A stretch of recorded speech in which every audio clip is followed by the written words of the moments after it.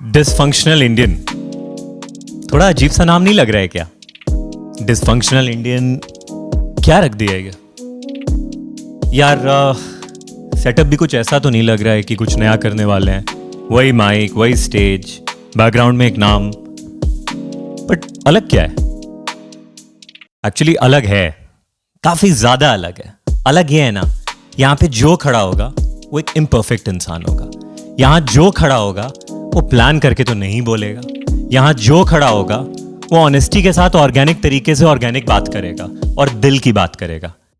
भूल गए तुम लोग इस पूरे दुनिया की चकाचौंध में उसको भूल गए जिसने पहली बार तुम्हें मौका दिया फोन पे हेलो व्हाट्सअप बोलने का।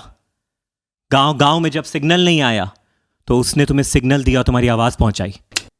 BSNL, भारत संचार निगम आ रहा है वापस, इंडिया का first superstar like Rajesh Khanna.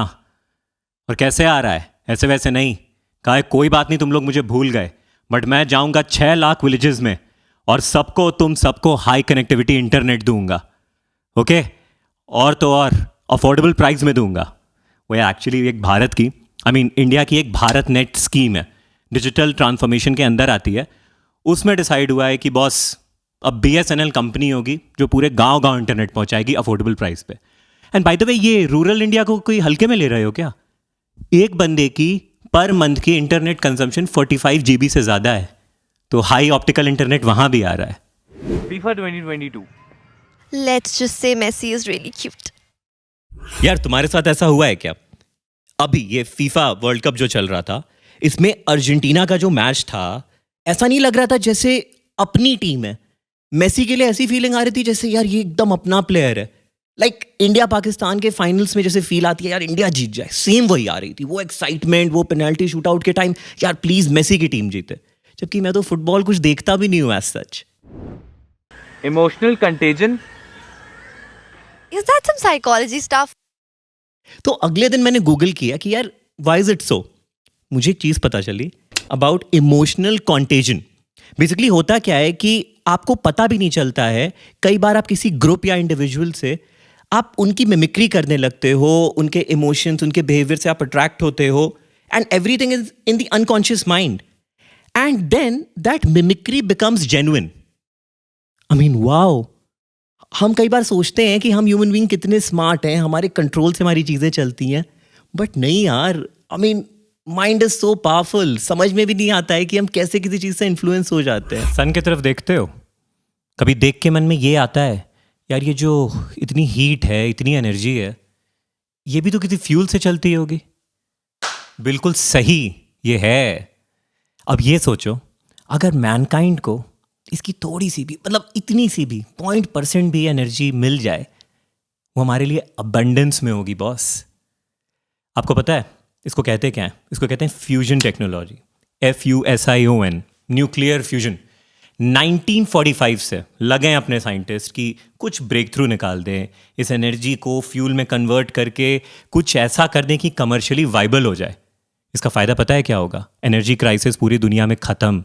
ये जो कैपिटलिस्ट वर्ल्ड जो सुनते हो ना, डायनेमिक्स पूरे बदल जाएंगे क्योंकि एनर्जी एकदम अबंडेंस में मिलेगी। Now there is a huge breakthrough development इसी चीज़ में, इसकी प्रोडक्शन में। सोचो 1945 से काम चल रहा था, आज 2022 में दिसंबर में हुआ। कहाँ? कैलिफोर्निया में। ये जो न्यूक्लियर फ्यूजन रिएक्टर्स होते हैं ना, इसमें एनर्जी प्रोड्यूस करी जाती थी रेगुलर हमेशा। बस उस दिन क्या हुआ, ये जो प्रोडक्शन था रिएक्टर में वो ज़्यादा हो गया, मोर देन द कंजम्पशन। ये सुनने में ना बात बड़ी नॉर्मल लग रही होगी, but it's a very very very big thing.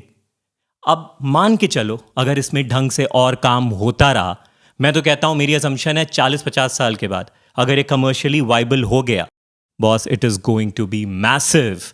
दुनिया के डायनेमिक्स बदल जाएंगे। And by the way, India को भी कुछ सोचना चाहिए रिसर्च एंड डेवलपमेंट पे ज़्यादा से ज़्यादा पैसा लगाने का। अभी इन्होंने क्या किया था, ये जो साइंटिफिक इक्विपमेंट्स होते हैं उस पर शायद GST होता था 5%, फिर 18% कर दिया। अब शायद बोल रहे हैं कि सोचते हैं। अरे यार क्यों करते हो? हम इंडियंस को भी तो कुछ डेवलपमेंट करने दो। सॉरी यार, वो मैं एक पॉइंट भूल गया। ये जो न्यूक्लियर फ्यूजन होता है, नॉट फिजन, ठीक है, क्योंकि दोनों टाइप की एनर्जी होती है। तो फ्यूजन जो होता है ना, वो बिल्कुल पॉल्यूशन भी नहीं क्रिएट करता है। बेस्ट है ना। और कोई इंपॉर्टेंट बात करनी थी? कुछ हाँ, the power of doing nothing. एक लड़का है बाय द नेम ऑफ ऋषि, जो कि पीएचडी कर रहा है यूनिवर्सिटी ऑफ कैलिफोर्निया से। अब ये बंदा एक एल्गोरिथम सॉल्व कर रहा था, बहुत पुरानी, मतलब 2500 ईयर्स पुरानी, बीसी में बात कर लो तो 5th सेंचुरी बीसी पुरानी। कोई पनानी पनीनी नाम से करके हैं, सॉरी नाम मैं बोल नहीं पा रहा हूँ, आ रहा है पढ़ लो। कोई उन्हीं की लैंग्वेज का कुछ प्रॉब्लम था। अब ये इतनी बड़ी एल्गोरिथम बंदा लगा हुआ था 9 महीने से, करे के दिन रात, नहीं समझ आई। अब ये था कि मैं इसको गिव अप कर दूंगा। तो बॉस अब ऋषि क्या करता है कि ब्रेक, बाइसिकलिंग करूंगा, मेडिटेशन करूंगा, घूमूंगा फिरूंगा, एंजॉय करूंगा, चिल। उसके बाद ऋषि कहता है एक दिन, यार एक देखते हैं क्या था। पता है ऋषि ने किताब खोली नहीं कि एकदम आगे सोल्यूशन। अबे यही तो मैं खोज रहा था, पजल सॉल्व, एल्गोरिथम सॉल्व थोड़े टाइम में एकदम। आज के डेट में उसे भी नहीं यकीन हो रहा है। The power of doing nothing. Rishi let's meet bro, मुझे भी सिखाओ। मैं 3-3 साल का ब्रेक लेता हूँ, उसके बाद भी मुझसे कुछ नहीं होता है। मेरे पेरेंट्स मुझे कहते हैं कुछ नहीं कर सकता। Rishi bro, power of doing nothing bro, teach me. Russian vodka और रशियन गन्स? सब बताना जरूरी है क्या? रशिया को चाइना से, चाइना को पाकिस्तान से प्यार है। और यूएस कहाँ है? यूएस है बिजी सैंक्शंस लगाने में, धमकी देने में।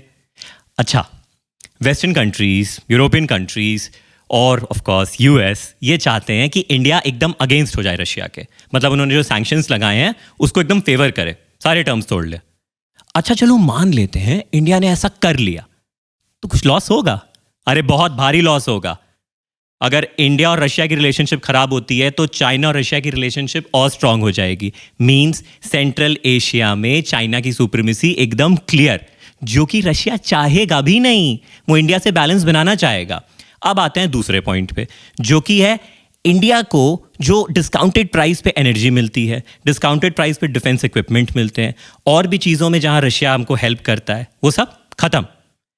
अच्छा, कल की डेट में अगर चाइना अटैक कर दिया, देख ही रहे हो लद्दाख वाला सीन, और भी इंडिया में जो चल रहा है, तो पीस मेकर कौन बनेगा? कहीं ना कहीं एक हमको प्रोटेक्ट कौन करेगा?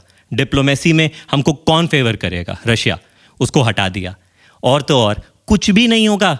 तब भी जो रशिया है उसको जाना पड़ेगा पाकिस्तान के फेवर में, क्योंकि इंडिया पिक्चर से आउट। क्यों चाहते हो भाई वेस्टर्न कंट्रीज, यूएस, इंडिया की ऐसी तैसी करने में?